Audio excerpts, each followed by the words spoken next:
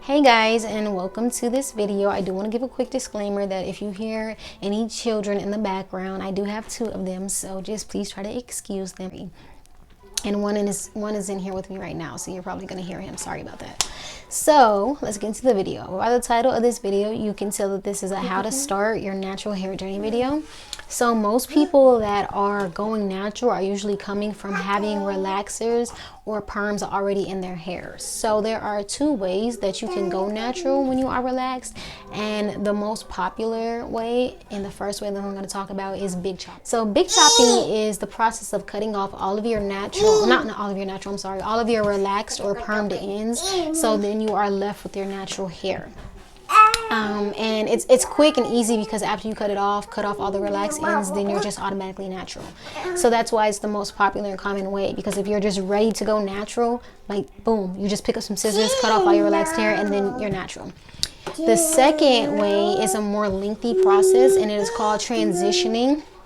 When you transition, you are growing out your hair and you are no longer putting relaxers on it. So when you are doing that, the hair that you have grown out is now considered natural, but you do also still have your relaxed hair, so you're going to be working with 2 different textures. Now, I have never transitioned, so I have no experience in that, but I have heard that it is kind of difficult to balance both of those textures when it comes to styling, just trying to get styles right, maybe like a braid out or a twist out or something like that. I've heard that it's hard trying to get both of those textures to cooperate.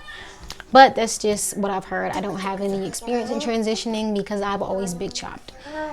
So also with transitioning, the reason for transitioning is so that you're not cutting off your hair and you're not left with a short amount of hair or just even bald. Because if you just got a relaxer and then you're deciding to go natural, you're going to have to cut off everything because everything is going to be relaxed. You're not going to have any natural hair. Now say that it's been 5 or 6 months or 3 or 4 months since you've had a relaxer, and then you want to cut off all of your relaxed ends, you're going to have some hair, but it's going to be short. So the reason that people choose the transition is so they don't have to go through the short phase, the short hair phase, or that they don't have to be bald. So the most common time period for transitioning is 1 year. That's what most people do. They grow their hair for 1 year, relaxer free, and then they cut it off at 1 year, and that leaves them with a good amount of hair. So you're not going through the short hair phase, or you're not bald. So if you don't want to go through that phase at all, if you don't want to have short hair, if you don't want to be bald, I would definitely recommend transitioning into your natural hair.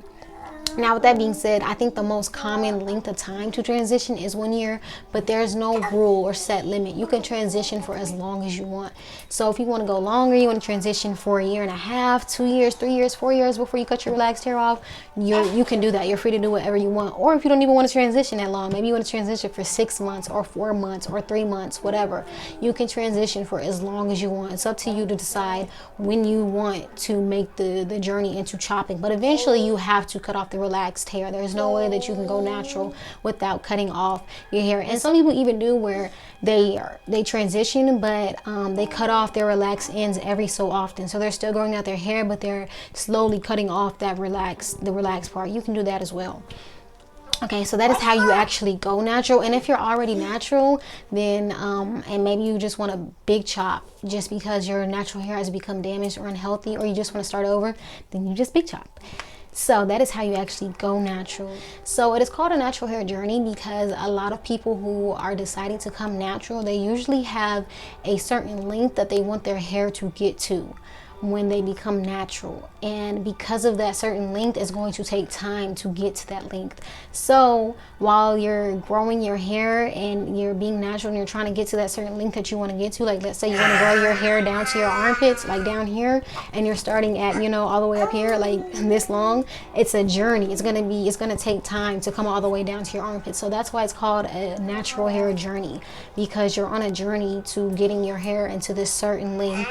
And then also another goal is obviously health. Health should be your first goal, and then length should be your second. So your first goal is to get your hair as healthy as you want to be, and that can be a journey too, because you have to, if you've never been natural before, you're going to have to learn what your natural hair likes, what you can do with your natural hair and what you can't do, you know. So you're going to experiment with different products, and not just products, with different methods, different styles, different protective styles, and see what works for your hair. So it's it's a journey basically with your length goals and your hair, your health goals for your hair. It's a journey. That's why it's called a natural hair journey. Second step, the first step is actually going natural, which I just talked about. So once you become natural, the second step in your hair journey, in your natural hair journey, is creating a regimen.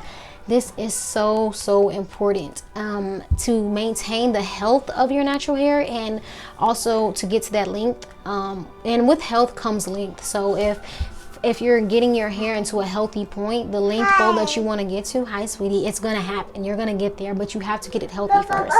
So to get to your length and to get to your health goals, you have to have you don't have to, but I think it's a very good thing. I think it's very important to have a natural hair regimen, because it's basically like a routine or a schedule that you have your hair on, just like you have in your daily life. You know, like if you have a work schedule, if you work or whatever you do, like most people, they have a schedule or a set routine. Like every day you wake up and you do this first. You may eat, brush your teeth, take a shower, whatever, go to work, whatever you do. You have a routine or you have a schedule because it keeps you focused, it keeps you grounded, and you're productive like that. So your hair needs to be on the same thing. Your hair needs to be on a set schedule or a set routine. So you're making sure that you're taking care of it, you know. And when you have a schedule or routine, it helps you to do that. So you're not just randomly moisturizing it here, randomly cutting your ends here and there.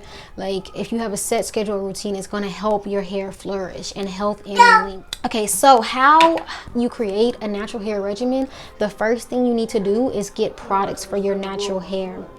So with that, I would say you don't need to go out and buy a whole lot of products. You don't need like 100 products to start. There are, in my opinion, 4 basic products to start with. And so the 4 basic products, in my opinion, are a shampoo, a conditioner, a moisturizer, and an oil or a butter. Now, some people also buy deep conditioners or like protein treatments, things like that. Now, those are good for your hair, and you're definitely going to want to do those in your natural hair journey as well. But me, myself personally, and I know other women or men as well, they do make their own deep conditioners and protein treatments, and you can make them by conditioner will be your base, and then you add in other ingredients. But you don't have to go out and buy a deep conditioner or a protein treatment already made. You can make it yourself, and the ingredients are simple. So I would say like the most basic things that you need is definitely shampoo, a conditioner, a moisturizer, and an oil. If you want to buy a deep conditioner or a protein treatment or a detangler or anything else on the side, you can. But this is for somebody who's just getting started out, and really, or if you don't have that much money, you know, to spend on your natural hair, you just need the basics. Those are the 4 products that you're going to need to start with.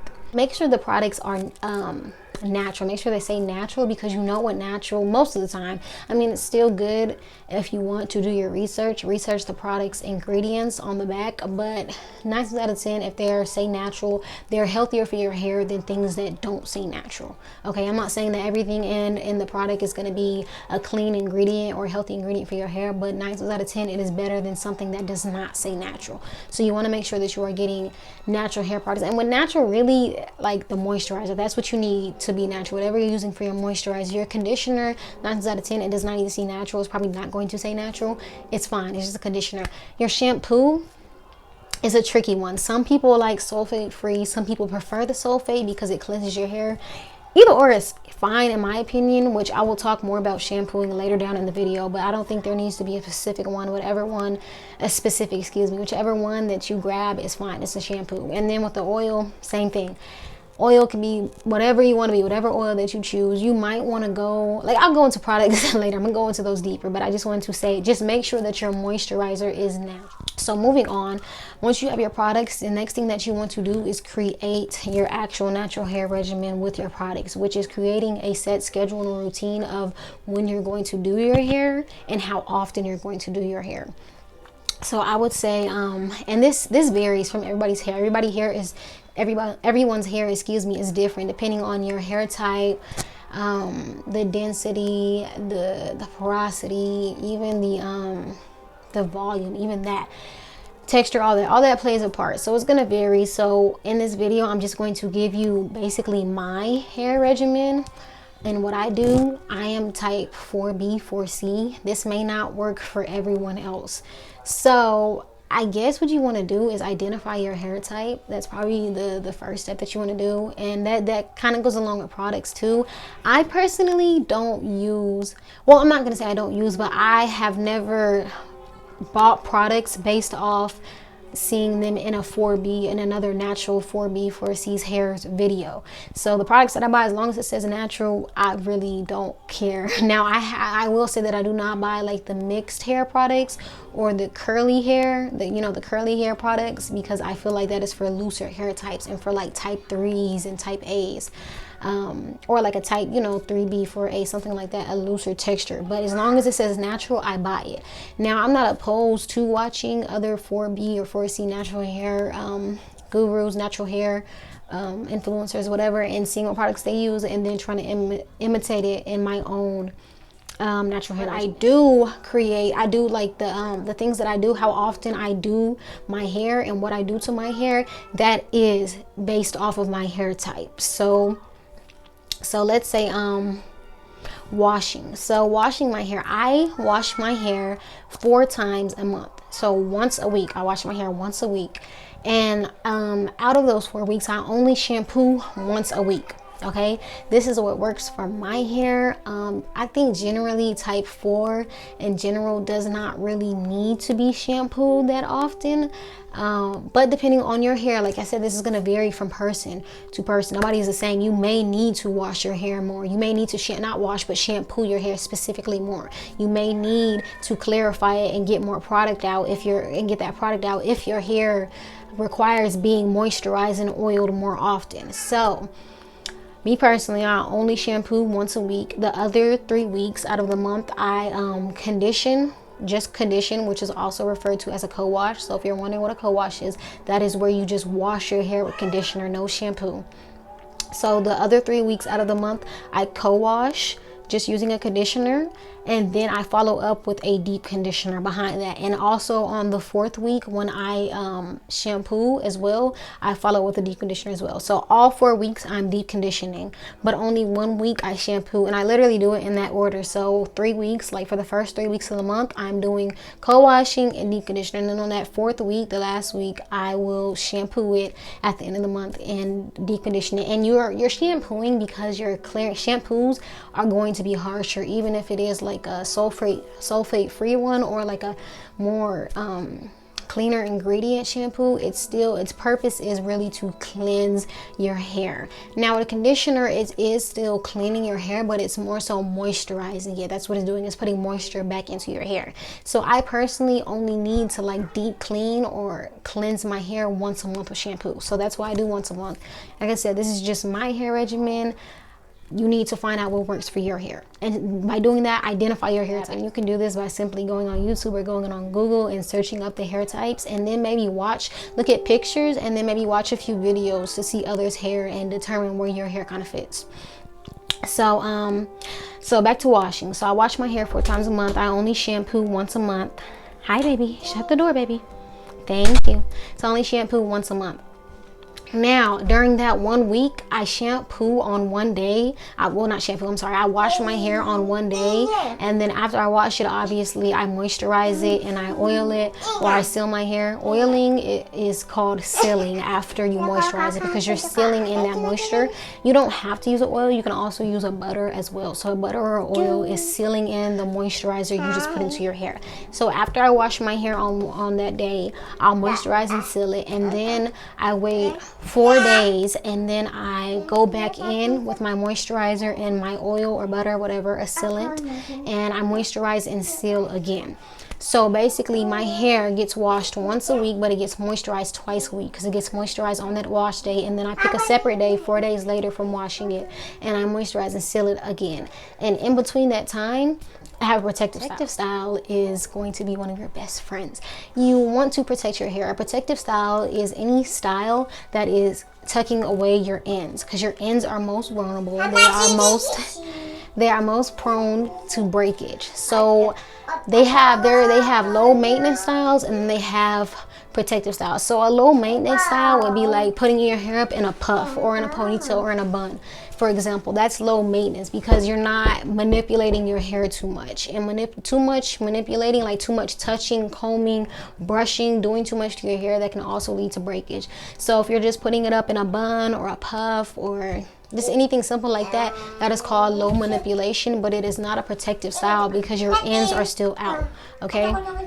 Protective style is where your ends are completely out. Me personally, I put my hair in braids after I wash it, and then like I said, 4 days later I take those braids out and I put moisturizer and oil back in, and then I braid it again, and then I wait, you know, 4 more days, and then it's time for me to wash my hair again. So I have specific days too. So like right now, and sometimes this changes because I may not always be able to do my hair on the days that I have chosen. So sometimes it'll change. Right now, my wash days are Tuesdays. So I wash my hair on Tuesdays, moisturize and seal it, put it in my protective style of braids, and then Saturdays is the day that I take the braids down and I re-moisturize and reseal. So Tuesdays are wash days, Saturdays are re-moisturizing and sealing days. Now back to protective styles, because I didn't really go into that too deeply. So like I said, a protective style is anything that has your ends put up. So that can be putting your hair in braids, putting your hair in twist, or even getting weaves. You know, any kind of weave that has your ends, you know, enclosed is a protective style. Sew-ins with closures. If you have a sew-in with a leave out, that is not a protective style because you're obviously, you have some of your hair left out and you're putting heat on it, which is just so not good. Please don't, you know, it's 2021. Please do not get sew-ins with leave outs anymore. You don't have to do that. Just get a wig at this point.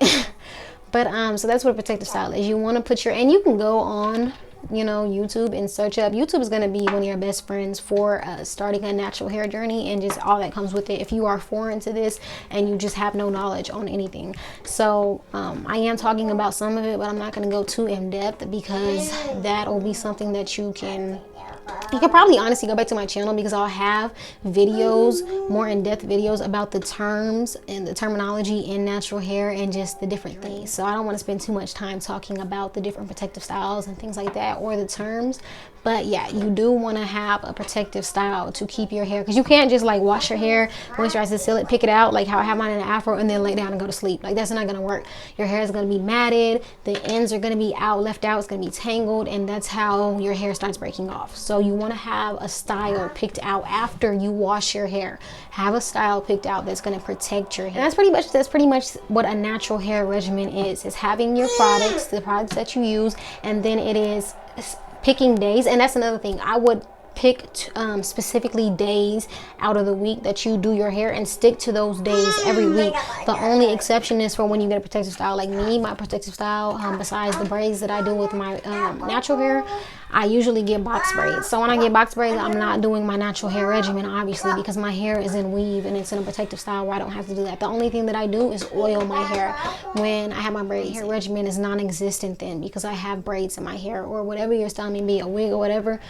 You don't follow your natural hair regimen because your hair is in a, you know, it's in a protective style, a weave style. So, you know, or even if your hair, you know, if you put just cornrows in your real hair, you don't have to bother with doing the whole regimen until you take those out. So anytime your natural hair is out, that's when you follow your natural hair regimen. Okay? And so picking days out the week helps you stick to that. And like I said, this all depends on how often you need to wash and moisturize your days a week. You may need to only wash your hair once a week and moisturize it and oil it that day, and that'd be that. So you may pick Wednesdays or Sundays as just your hair day every week. You know, that's how you do your hair. But me personally, I need to go in and moisturize my hair a second day out the week because it just needs that moisture. All right, bye baby, shut the door. Thank you. Okay, and that's basically your natural hair regimen. Getting your products and then scheduling how often you are going to wash your hair, and then outside of washing, if you need to moisturize it again, when that day is going to be. That's your natural hair. I'm hoping that you guys understand. Feel free, if you have any questions on the natural hair regimen, to you know, drop a comment below and I will respond to anybody who has a question about it. Another thing that you need in your natural hair regimen is cutting or trimming your ends. I know a lot of us do not like this part of taking care of our hair, but you have to cut your ends every so often. And let me tell you, it needs to be more than once a year. It really needs to be more than twice a year, okay? It needs to be often, because if you don't cut off your dead ends, what is happening is that the dead part of your hair, that dead end, it's traveling up like your hair strand. So say my piece of hair right here, say if my end is dead, it's going to keep traveling up this hair strand, and then eventually this hair strand is going to break off because so much of it is dead and it's going to become short. So you need to trim off your dead end every so often. But like I said, do your research, go on YouTube, look up your hair type, and experiment with your hair. Experiment with the different products, experiment how often you need to wash it. You know what I'm saying? You have to do your research, but you also have to apply that research to your hair. You have to try things. I used to cut my hair every 6 months, so twice a year. It was not working. I was not seeing any change in length. So let me really quickly say one thing. People say that their hair doesn't grow. That is a lie. Your hair grows. Your hair always grows. The thing that you're looking for is retention in your length. So you're looking to retain your length. And what that means is the hair that you have grown for the month, you are retaining it. You're keeping it. So if you're not seeing any change in length, if your hair is not getting longer, it's not because your hair is not growing. Everybody's hair grows. Like, it's scientifically proven your hair is going to grow. But if you're not seeing any change in length, that means that you're not retaining that length. So at the end of the month, your hair broke off. Basically, that's what happened. It broke off, and that's why you're not seeing it getting longer. But it is definitely growing. Your hair always grows, but the key is retaining that length. Having a natural hair regimen is teaching you how to retain your length. It's going to retain your length so you can see your hair getting. Back when I was cutting my hair twice a year, every 6 months, I was not seeing any change in length. I was not retaining length, because although my hair was growing, it was breaking off, and it was breaking off. Shut the door, baby. Thank you. It was breaking off because I wasn't cutting my ends enough, and that was personally my problem. Maybe twice a year may work for some people, cutting your ends off. I definitely recommend cutting your ends more than twice a year, but definitely at least twice a year. Like, if you're not going to cut it any more than that, please at least go get it cut twice a year. But like I said, twice a year was not working for me. So then I bumped it up to, I want to say I bumped it up to like 4 months, I think. So then I was getting it cut 3 times a year. Still was not seeing any change in length. So I finally was like, you know what? We're just gonna go 2 months. Every 2 months, I'm cutting my ends, and hopefully this works. And thankfully it did. That is what works for my hair. I need to cut my ends every 2 months, because if I don't, then the breakage starts traveling up my hair strands and breaking off, and I will not see any retention in length at the end of the month, or whenever I'm checking my hair. I'm not going to see my hair retaining length because I'm not cutting my ends often enough. I personally do my own hair, and so I cut my own ends. Now, I will say that with me cutting my hair every 2 months, cutting my ends every 2 months, I'm not taking off much hair, guys, like at all. I take off less than an inch every single time that I cut my hair every 2 months. I have never cut an inch. I don't even think, definitely not over an inch. I've never even cut an inch off, though. I cut maybe minimum 1/4 of an inch to 1/2 inch. 1/2 inch on average is what I'm cutting off. So maybe like this much.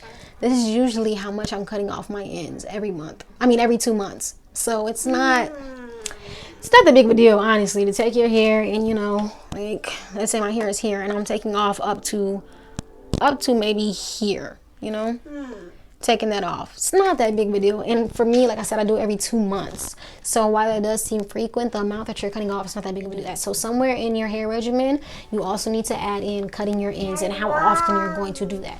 Like I said, the best way to figure out what works for your hair is trying it. So you need to experiment your products, you're scheduling when and how often you're going to use your products, and then you also want to schedule cutting off your ends every so often. So that all will be a part of your natural hair regimen.